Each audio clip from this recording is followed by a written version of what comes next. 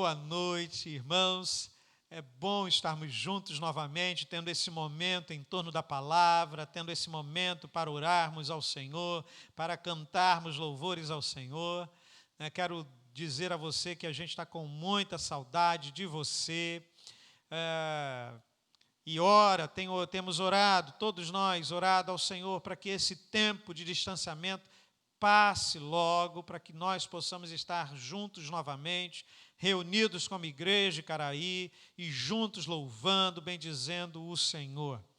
E eu quero que você prepare o seu coração, quero que você já prepare o ambiente aí na sua casa, para esse momento de culto, para esse momento de adoração, para esse momento de meditação na palavra do Senhor. Sabe, prepare o seu coração, apresente ao Senhor já um coração pronto a receber a palavra. Prepare você, os seus filhos, para cantarem louvores ao Senhor. Sabe, permitam-se serem ministrados pelo Senhor nessa noite. Permita que o Senhor entre na sua casa, entre no seu coração e fortaleça vocês, tá bom? Eu tenho certeza que essa noite o Senhor vai abençoá-los, o Senhor vai falar ao coração de vocês. Eu quero convidar vocês a fazerem parte também de um projeto muito bonito e muito interessante na nossa igreja, que é o projeto da conexão. Se você ainda não buscou uma conexão, nós temos diversas conexões, mas eu quero convidar você a fazer parte de uma conexão. Esse é um projeto extremamente importante para nós, extremamente importante para você, tá bom? A conexão é um lugar de encontros, é um lugar de encontro com Deus, é um lugar de encontro com o próximo, e nesse tempo de distanciamento a gente precisa estar junto, a gente precisa estar conectado. Então procure uma conexão. Eu quero também pedir a você que, se você não curtiu a nossa página, o nosso YouTube, se você ainda não se inscreveu, faça isso, se inscreva, curta, tá bom? Compartilhe a nossa página com aí os seus amigos, com os seus parentes. Ajude-nos, nós precisamos ainda buscar inscrições para a nossa página, então também tenha isso como um desafio para você durante essa semana. E eu quero ainda louvar a Deus por sua vida, por suas ofertas, por seus dízimos. Constantemente alguns irmãos me ligam pedindo: pastor, eu não tenho conseguido ir ao banco, o senhor pode pedir para que alguém venha aqui, pegue o meu dízimo. E esse cuidado, é tão bonito ver esse cuidado da parte dos irmãos. Sabe, que Deus possa abençoar vocês e que Deus possa prosperar a vida de vocês, tá bom? Que não falte alimento sobre a mesa de vocês, e vocês podem ter certeza que a administração da igreja tem recebido com o temor devido os dízimos e as ofertas dos irmãos. E agora eu quero convidar você mais uma vez a preparar o seu coração para louvarmos ao Senhor, tá bom? Chame aí as pessoas que estão contigo, as pessoas que talvez estejam em outro ambiente da sua casa, para que a gente possa louvar junto ao Senhor dos Senhores.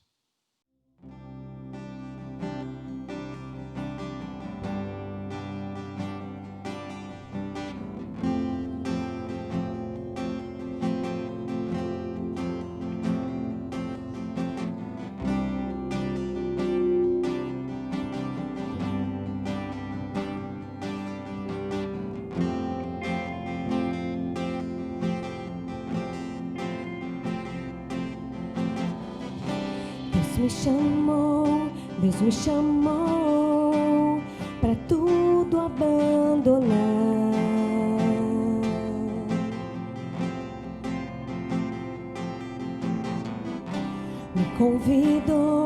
Me convidou para nele confiar.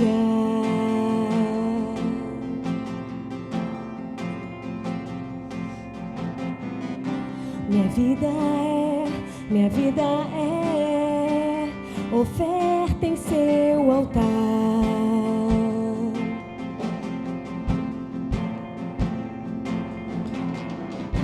Espírito do vivo Deus, em tudo satisfaz, tudo satisfaz. Estou aqui, tudo que sou, eu entrego hoje aos pés do meu Senhor, pois eu sou teu e tu és meu, e eu sei que ao meu lado sempre estás, para sempre estarás.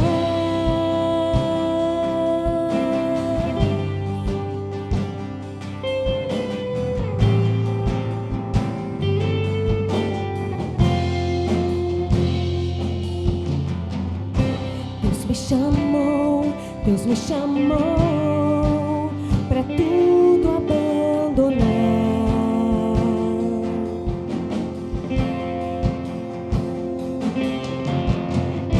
Me convidou para nele confiar.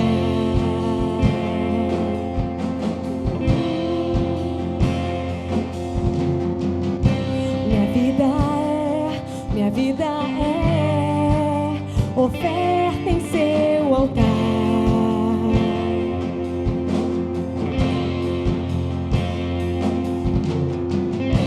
Espírito do vivo Deus, em tudo satisfaz, em tudo satisfaz. Estou aqui, tudo que sou,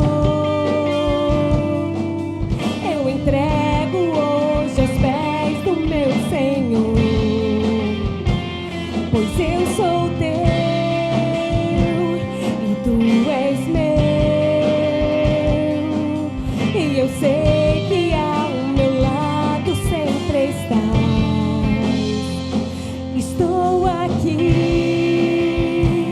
tudo que sou, eu entrego hoje aos pés do meu Senhor, pois eu sou teu. Tu és meu, e eu sei que ao meu lado sempre estás, para sempre estarás.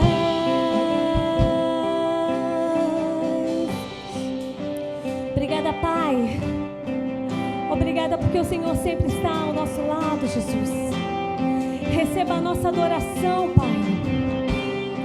Receba a nossa adoração nesse momento. Onde estivermos, onde cada um estiver, que o Senhor encontre corações prostrados diante de Ti, dispostos a Te adorar, dispostos a abandonar tudo. E a palavra do Senhor diz que quando o Senhor chamou aqueles homens, eles abandonaram as suas redes, eles abandonaram os seus pais, eles abandonaram a todos e tudo, porque eles entendiam, porque eles queriam conhecer mais desse mestre.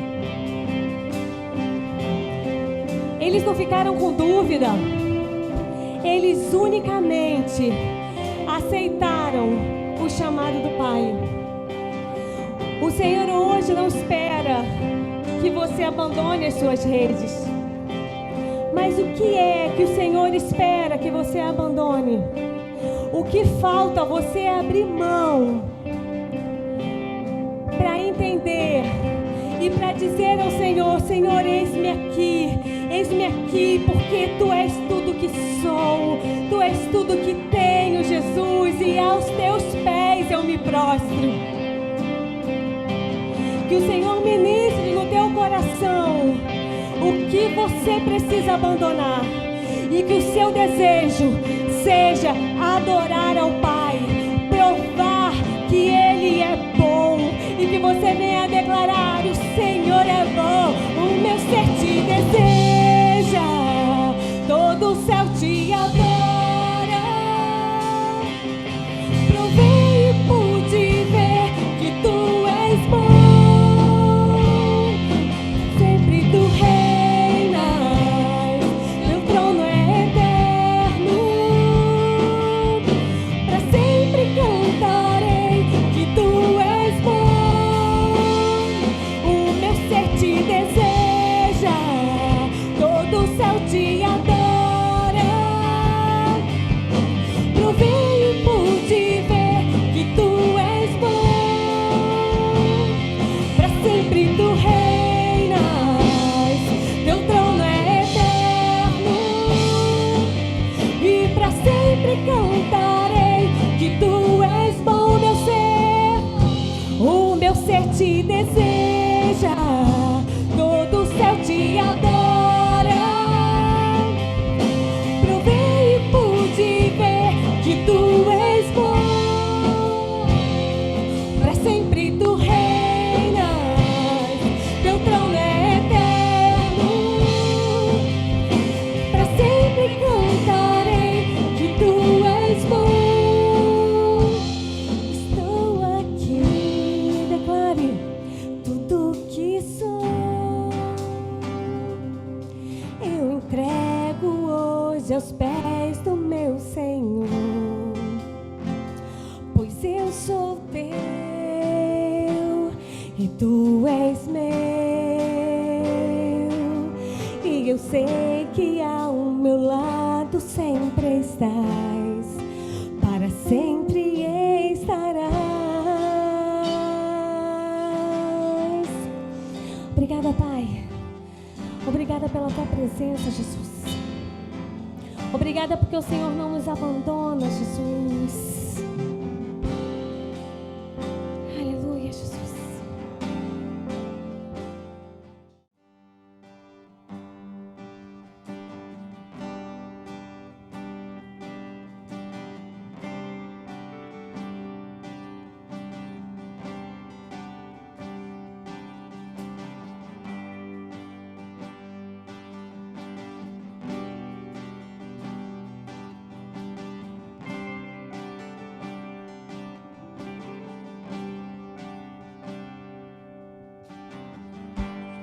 Aos seus pés estou, pra render tudo que sou a ti, tudo que eu tiver. Receba aqui, Senhor, meu perfume, minhas lágrimas que vão cair. Basta olhar o seu rosto, fui perdoado logo que te vi. Todos os meus tesouros vou derramar diante de ti. Eu quebro meu vaso, eu quebro meu vaso aos teus pés, aos pés do meu amado. Eu quebro meu vaso, eu quebro meu vaso aos teus pés, aos pés do meu amado. Aos seus pés estou, pra render tudo que sou a ti, tudo que eu tiver. Receba aqui, Senhor, meu perfume, minhas lágrimas que vão cair. Basta olhar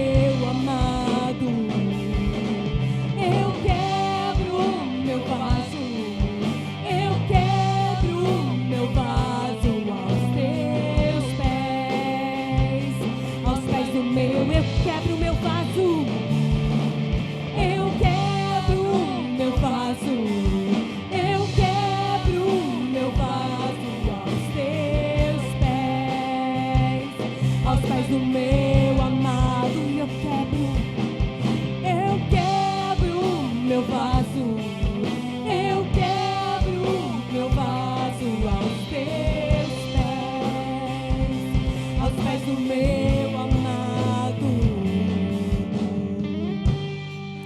Possamos entregar o nosso melhor perfume, que possamos entregar o nosso melhor ao nosso Senhor. E muitas vezes isso vai nos custar. Vai nos custar uma vida de renúncia. Vai nos custar deixar as vontades da nossa carne, os nossos desejos. Mas se a gente entende o chamado do Pai para as nossas vidas, a gente entende que não importa o preço. Não importa o preço da minha entrega, do meu perfume, porque a presença do Pai vale mais. A presença do Pai vale mais. E eu te convido a adorar nessa noite, declarando que não importa o preço, e não importa o preço do perfume derramado. A tua presença vale mais. A tua presença vale mais. E não importa o preço do perfume derramado. A tua presença vale mais. A tua presença vale mais. E não importa o preço do perfume derramado. A tua presença vale mais. A tua presença vale mais. Declare, não importa o preço. E não importa o preço do perfume derramado. A tua presença vale mais. A tua presença vale mais. Eu quebro o meu vaso. Eu quebro o meu vaso aos teus pés. Aos pés do meu amado. Declare, eu quebro o meu vaso. Eu quebro o meu vaso. Eu quebro o meu vaso aos teus pés. Aos pés do meu amado. Eu quebro o meu vaso. Eu quebro o meu vaso aos teus pés. Aos pés do meu amado. Eu quebro o meu vaso. Eu quebro o meu vaso aos teus pés. Aos pés do meu amado. Porque a tua presença, Pai, porque a tua presença vale muito mais, Jesus. Vale muito mais, Jesus. Receba a nossa adoração e a nossa entrega, Jesus, nesse momento. Oh, Jesus, que a nossa vida seja uma entrega e uma adoração ao Senhor. Sabemos que não é fácil, Pai, mas sabemos que vale a pena te adorar, Pai. Então, que sejamos adoradores que agradem o Teu coração, na nossa maneira de falar, na nossa maneira de agir, na nossa maneira de pensar, Pai. Que sejamos moldados, Pai, por Ti, Jesus. E mais uma vez eu te peço que diminua cada um de nós, Jesus, para que a Tua presença venha reinar em nossas vidas por completo, Pai. Somos adoradores Teus, Pai, e adoramos te servir, Jesus.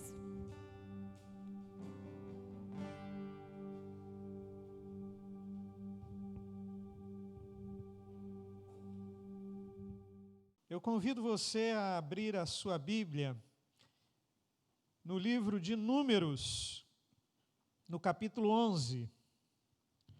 Diz assim: queixou-se o povo de sua sorte aos ouvidos do Senhor. Ouvindo o Senhor, acendeu-se-lhe a ira, e fogo do Senhor ardeu entre eles e consumiu extremidades do arraial. Então o povo clamou a Moisés, e orando este ao Senhor, o fogo se apagou. Pelo que chamou aquele lugar Taberá, porque o fogo do Senhor se acendera entre eles. E o populacho que estava no meio deles veio a ter grande desejo das comidas dos egípcios, pelo que os filhos de Israel tornaram a chorar e também disseram: quem nos dará carne a comer? Lembrando-nos dos peixes que no Egito comíamos de graça, dos pepinos, dos melões, dos alhos silvestres, das cebolas e dos alhos. Agora, porém, seca-se a nossa alma e nenhuma coisa vemos senão este maná. Ora, o maná como semente de coentro e a sua aparência semelhante à de bidélio. Espalhava-se o povo e o colhia, e em moinhos o moía, ou num grau o pisava, e em panelas o cozia, e dele fazia bolos. O seu sabor era como de bolos amassados com azeite. Quando de noite descia o orvalho sobre o arraial, sobre este também caía o maná. Então Moisés, ouvindo chorar o povo por famílias, cada um à porta de sua tenda, e a ira do Senhor grandemente se acendeu, e pareceu mal aos olhos de Moisés. Disse Moisés ao Senhor: por que fizeste mal ao teu servo? E por que não achei favor aos teus olhos, visto que puseste sobre mim a carga de todo este povo? Concebi eu, porventura, todo este povo? Dei-o eu à luz para que me digas: leva-o ao teu colo, como a ama leva a criança que mama, a terra que sob juramento prometeste a seus pais? De onde teria eu carne para dar a todo este povo? Pois chora diante de mim, dizendo: dá-nos carne, que possamos comer. Eu sozinho não posso levar todo este povo, pois me é pesado demais. Se assim me tratas, mata-me de uma vez, eu te peço, se tenho achado favor aos teus olhos, e não me deixes ver a minha miséria. Irmãos, há 2 domingos atrás, nós começamos uma caminhada com os irmãos, falando sobre Filipenses, capítulo 4, versos 6 a 9, e ali abordamos a questão de 3 imperativos. Depois, em outro domingo, falamos sobre a necessidade de termos atitudes corretas diante das questões da vida. Domingo passado, vimos uma atitude que é obstáculo nas nossas vidas, muitas vezes, que é o medo, e como devemos lidar com o medo. E hoje eu convido você a pensarmos e percebermos no texto uma outra atitude que é capaz de sugar as nossas forças, de destruir a nossa fé e de nos impedir de caminharmos, que é o desânimo. E a questão é como nós devemos vencer esse desânimo, como devemos lidar com esse desânimo. E quando falamos em Filipenses, no capítulo 4, verso 6, ali nós já falávamos que Paulo nos dá uma orientação clara, né, onde diz que nós não devemos andar ansiosos por coisa alguma. E no verso 7 ele nos dá 2 antídotos, né, através da oração de súplicas e ações de graças, foi o que falamos naquela ocasião. E hoje nós queremos então pensar com os irmãos como nós somos capazes de vencer esse desânimo a partir do texto lido. E a grande questão é que todos nós ficamos desanimados de vez em quando. O desânimo, sem dúvida alguma, alcança as nossas vidas vez ou outra. É raro um dia em nossas vidas sem que algo não aconteça para nos desanimar. E o problema é que, se deixarmos, o desânimo entra na nossa vida e nos conquista de dentro para fora, nos impedindo de cumprir, muitas vezes, o nosso propósito de vida. Há uma pesquisa que diz que 90% das pessoas que fracassam diante de um projeto, na verdade, não fracassam porque são derrotados somente. Eles fracassam porque simplesmente desistem. 90% das pessoas que iniciam um projeto fracassam porque desistem do projeto, desistem da continuidade. E eu quero chamar a atenção aqui para você, para o significado da palavra desânimo. Desânimo vem de uma palavra no latim que significa sem alma. E alma aqui é sinônimo de vida. Ou seja, uma pessoa desanimada geralmente não tem motivação alguma para executar as mais diferentes tarefas diárias da sua vida. Elas não têm motivação para trabalhar, não têm motivação para estudar, muitas passam a não ter motivação nem para desenvolver uma relacionalidade sadia. E é interessante porque eu ouço muita gente dizendo e resmungando que a vida é dura e desanima porque a vida é dura. E, sem dúvida, à medida que nós envelhecemos, algumas coisas ficam mais difíceis para a gente. Mas outras coisas ficam mais fáceis. Em cada fase da nossa vida, há aspectos bons e aspectos ruins. A chave é concentrar-nos nos aspectos bons. Sabe, é aprender a conviver com os aspectos ruins e focarmos nos aspectos bons. Na verdade, há dois tipos de pessoas quando o assunto é lidar com o desânimo. Existem aqueles que focam nos aspectos ruins da vida e por conta disso desistem, desanimam. E há aqueles que focam nos aspectos bons, nos aspectos positivos, e por conta disso perseveram, conseguem passar por cima das dificuldades, das intempéries da vida, perseverando. Gente, nesse texto que nós lemos, Moisés, sem dúvida alguma, atingiu o seu limite. Em meio a tanta gente difícil, a tanta gente resmungando, a tanta gente reclamando, a tanta gente se apegando às dificuldades sem perceber os aspectos positivos, sem perceber o que Deus estava fazendo, o como Deus estava trabalhando, como Deus havia feito prodígios e maravilhas extraordinárias na vida daquele povo. Mas há tanta gente difícil que aqueles acabam contaminando Moisés. E Moisés, então, é levado ao seu limite, acaba contaminado e desanimado. E essa é sempre uma possibilidade. Nós temos a possibilidade de sermos contaminados também por pessoas difíceis, por relacionamentos complicados. Mas eu quero pensar com os irmãos, como lidar efetivamente com o desânimo a partir do texto que nós lemos. E eu quero fazer aqui 3 colocações para os irmãos. Primeiro, tenha a perspectiva correta. Nós precisamos aprender a dar uma boa olhada na situação da vida como um todo. Parece-me que Moisés foi tão contaminado que ele também perde a perspectiva do todo. E ele começa então a olhar para aquele momento de dificuldade, para aquelas pessoas que reclamavam, e se esquece de olhar para tudo que estava envolvido, para tudo que eles estavam vivendo, para tudo que eles estavam experimentando.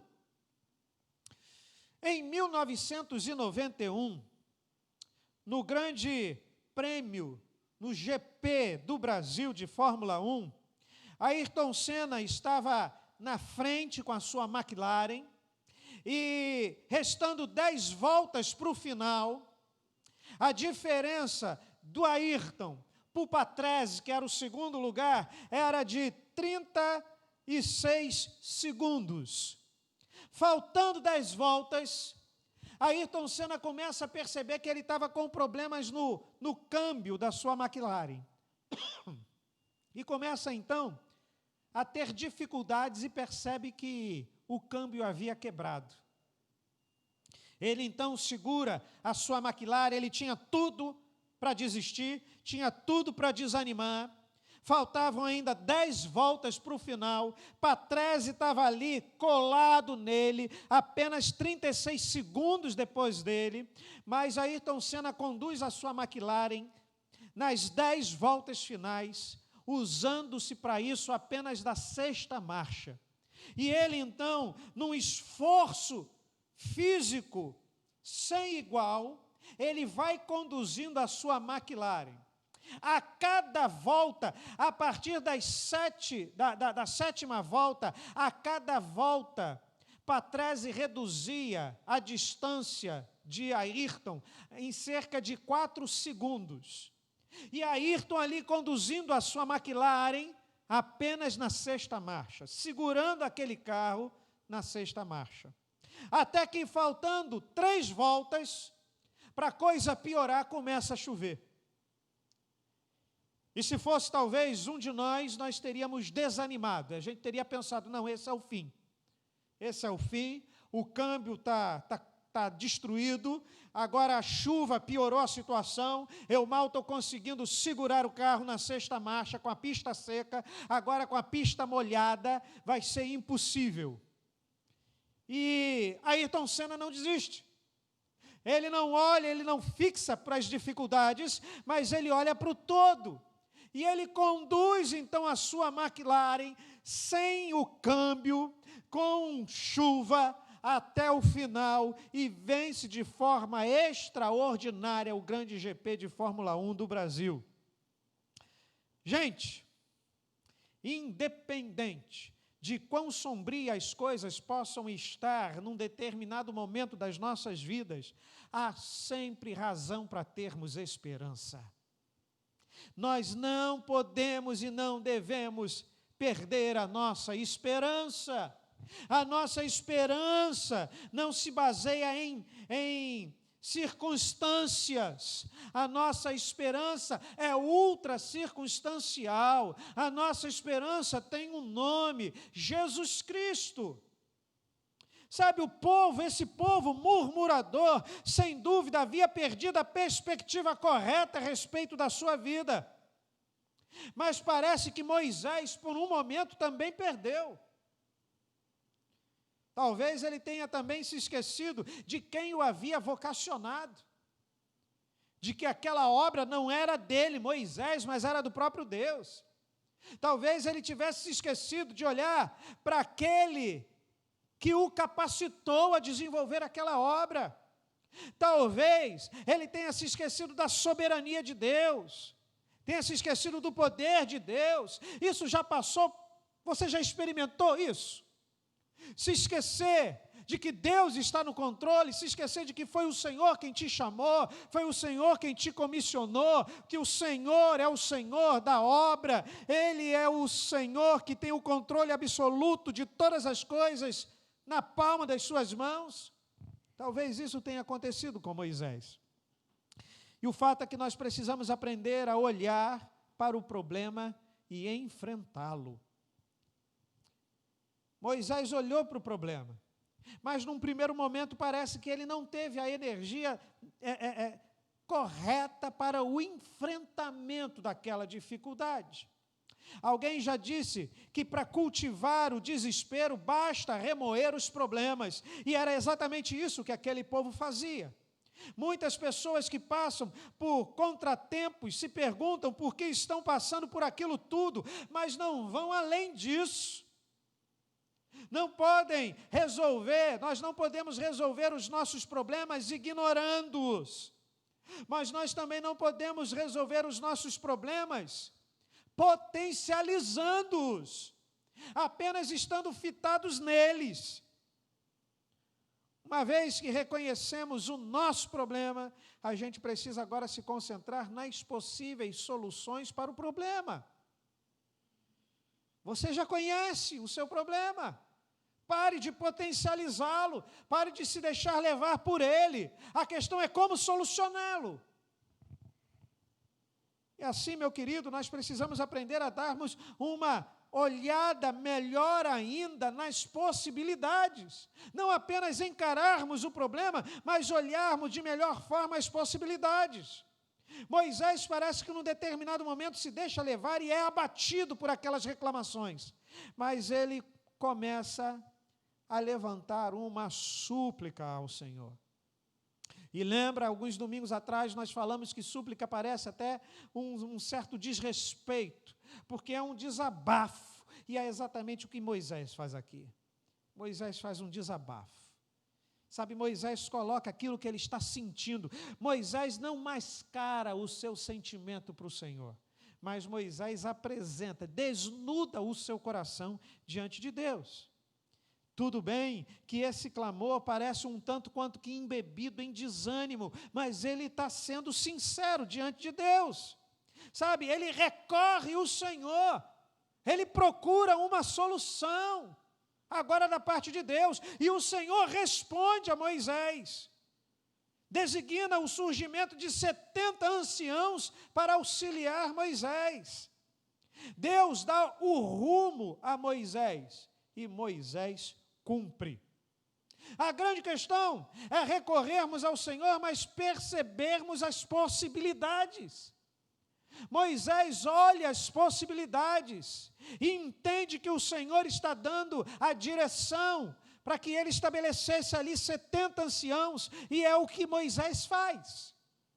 Você consegue olhar o seu problema, sabe que você precisa enfrentá-lo sem potencializá-lo, mas você consegue buscar as possibilidades de solução. Você consegue suplicar ao Senhor, desnudar o seu coração diante do Pai, dizer exatamente como você se sente, mas perceber as orientações do Senhor, perceber as possibilidades para que você solucione essas dificuldades dadas pelo próprio Senhor a você. Gente, quando Alexandre Fleming perdeu uma cultura de micro-organismo sobre a qual ele trabalhava por conta de uma janela aberta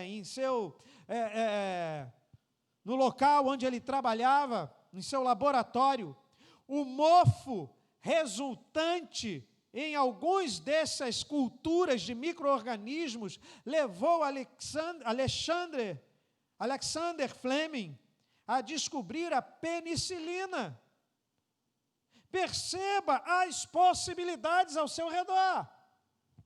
Se você estiver enfrentando uma situação difícil que tem sugado as suas forças, tem te desanimado, tem tentado destruir a sua fé, apresente uma súplica honesta a Deus e perceba as oportunidades ao seu redor. Precisamos aprender a lidar da melhor forma possível com o desânimo. E a segunda questão que eu quero trazer para vocês nessa noite é: aprenda a observar as pessoas certas. Aprenda a observar as pessoas certas.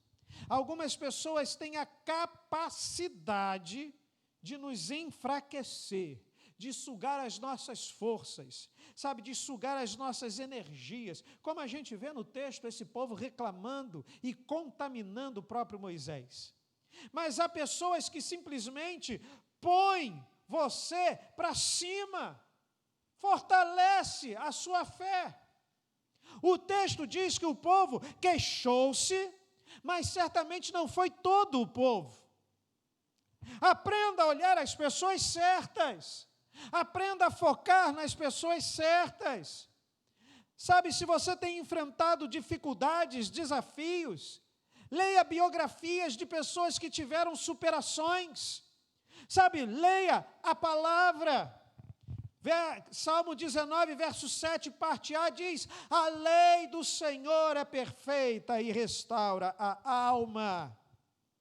Cuidado com certos livros de autoajuda. Cuidado com influenciadores do YouTube. Tenha o discernimento de perceber as pessoas corretas. Há muitas vozes hoje, há muita gente falando muita coisa, dando muito conselho equivocado. Ouça as pessoas corretas, perceba as pessoas certas. Mas eu quero ainda trazer uma terceira colocação a você nessa noite. Cuide de sua motivação. Cuide de sua motivação. Tenha a perspectiva correta, observe as pessoas corretas, mas cuide de sua motivação, ou tenha a motivação correta. Martin Lloyd Jones diz em seu livro Depressão Espiritual, Suas Causas e Curas, ele vai dizer o seguinte: grande parte de sua infelicidade na vida deve-se ao fato de que você está se ouvindo, em vez de conversar consigo mesmo. Claramente a gente vê isso em Moisés. Olha aí no verso 14, Moisés vai dizer o seguinte: eu sozinho não posso levar todo esse povo, pois me é pesado demais. Será que aquele povo era pesado demais para Moisés? O Senhor é soberano, o Senhor havia capacitado Moisés, mas Moisés estava contaminado pela reclamação daquele povo que trouxe desânimo no coração de Moisés. E aí, meu querido, há duas questões que a gente precisa primeiro entender: até que ponto você tem tido a motivação errada na sua vida? Até que ponto você, ao invés de conversar com você, você tem firmado palavras que têm desmotivado você? E até que ponto você é um fator de desmotivação àqueles que estão ao seu redor? Aqui no verso, em Êxodo, no capítulo 4, verso 10, a gente lê Moisés dizendo assim: ah, Senhor, eu nunca fui eloquente, nem outrora, nem depois que falaste a teu servo, pois sou pesado de boca e pesado de língua. Aqui é o chamado de Moisés, e desde o chamado de Moisés, você veja que é uma característica de Moisés. A característica de Moisés é essa, sabe, parece que ele se desmotiva em todo momento, ele se sabota em todo momento. Ele ali, quando o Senhor está falando com ele, revelando-se a ele e fazendo, convocando-o, vocacionando, ele está ali se sabotando diante de Deus. E agora, mais tarde, mesmo diante de experimentar tantos milagres, experimentar a mão do Senhor, perceber o Senhor falando com ele, ele chega no verso 14 e diz: eu sozinho não posso levar todo esse povo. Quando Moisés esteve sozinho? Mas o desânimo faz isso com a gente, nos dá a falsa sensação de que nós estamos enfrentando a situação difícil sozinho. Meu querido, minha querida, você não está, nunca esteve e nunca estará sozinho. Deus está contigo. O Senhor tem te fortalecido, o Senhor tem te amparado, e Ele tem te dado o rumo, o indicativo. Você só precisa perceber as possibilidades ao seu redor. É minimamente interessante a gente perceber que o desânimo anula as experiências e os ensinamentos que Moisés teve com o Senhor. E como o desânimo anula tais experiências e ensinamentos que a gente já teve com o Senhor. Não permita que o desânimo destrua tudo que foi construído em sua vida através do relacionamento com o Senhor. E isso nos mostra que o mais importante não é o que acontece comigo, mas o que acontece em mim. Não é o que acontece com você, não é o que acontece contigo, mas é o que acontece em você. Não perca a motivação no Senhor e no cumprimento da sua vontade. Não se esqueça de que Deus o escolheu. Não se esqueça de que Deus te usa, apesar das suas limitações. E eu quero concluir aqui nessa noite, dizendo para você, fazendo 3 colocações muito simples. Primeiro, todos esses apontamentos devem nos conduzir a uma melhor decisão. Aprenda a tomar a melhor decisão na sua vida. Você já se sentiu esgotado no final do dia?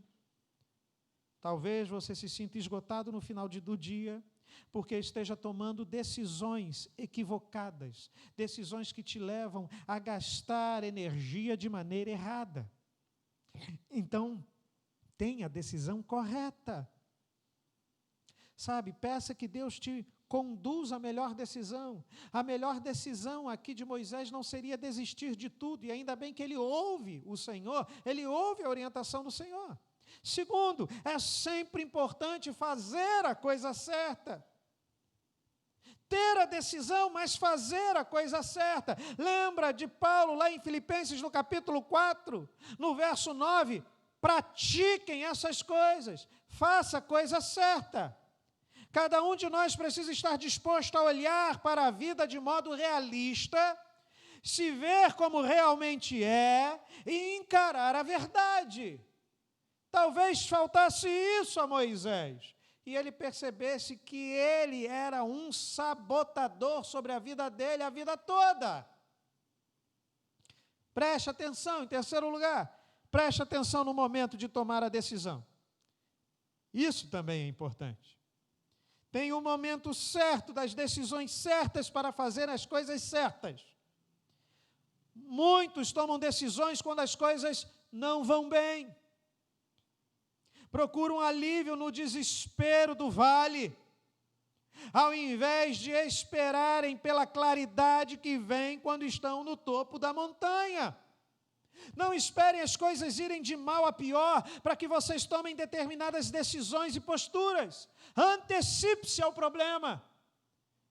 Talvez tenha faltado ali condições para que Moisés se antecipasse às reclamações, se antecipasse aquelas colocações, para que ele apresentasse o Senhor como sendo aquele que controla e aquele que cuida.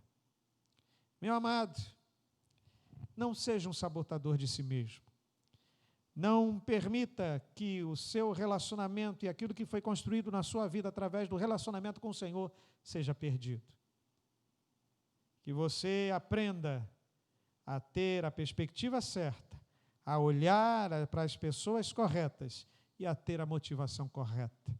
E assim você vai conseguir lidar com o desânimo, mesmo em tempos difíceis como esses que nós estamos vivendo. Que Deus te abençoe, meu querido. Senhor, abençoa os teus filhos, abençoa a todos quantos estão conosco, fortalecendo e reanimando, trazendo da tua boa mão fortalecedora sobre cada um de nós. Pedimos que tu vais a cada lar que está conosco, abençoando e fortalecendo a cada um. Eu te rogo em nome de Jesus. Que a graça do nosso Senhor e Salvador Jesus Cristo, o amor de Deus, nosso bendito Pai, a comunhão e as consolações do Espírito Santo de Deus sejam convosco e com todo o povo de Deus espalhado sobre a face da terra, desde agora e para todo sempre. Amém.